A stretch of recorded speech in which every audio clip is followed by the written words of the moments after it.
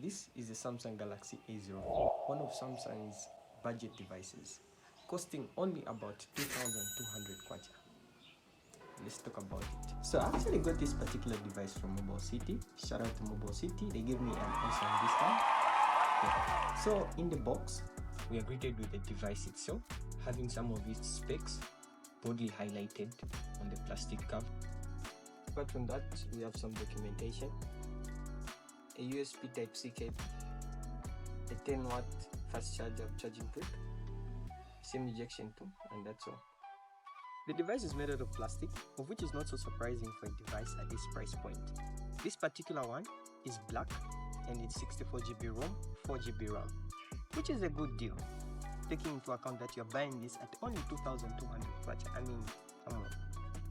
At the bottom of the device, we have one speaker grip, a USB-C port, and a 3.5mm headphone jack.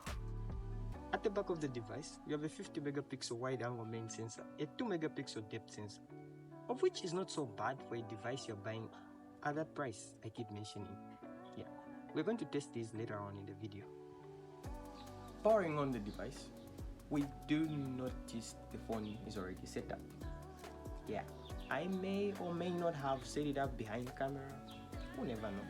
Anyways, on the app screen, we notice there are some pre-installed applications like Netflix and Spotify, of which is not so much of a surprise for people who have been using Samsung for quite a long time. We know this is a thing with Samsung. I don't know what deal Samsung makes with those companies. I mean, for me, that's a story for another day. We notice that the display is not as bright, but quite manageable. In broad daylight, the screen is not so visible, but it will work pretty well indoors.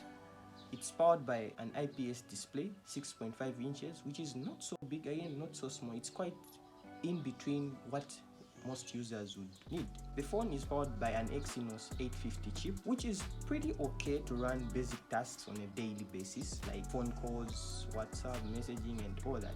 But not really the kind of phone you would want to use for intense activities like gaming. Coming to the battery of this phone, the phone has a 5,000 mAh battery, which is okay for this phone. Looking at the performance of this phone is not so intense.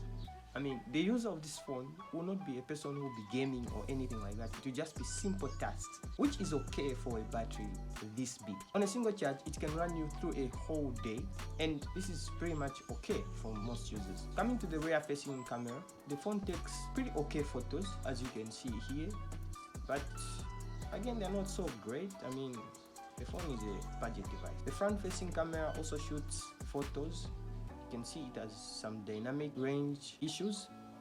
Yeah, you can see there. Shooting the video using the rear-facing camera, you can see it can shoot up to 1080p 30 frames per second, which is okay, but the video looks a bit grainy in my opinion. Yeah, this is pretty much it about the video. I mean, tell me if you really think this should be called a budget device.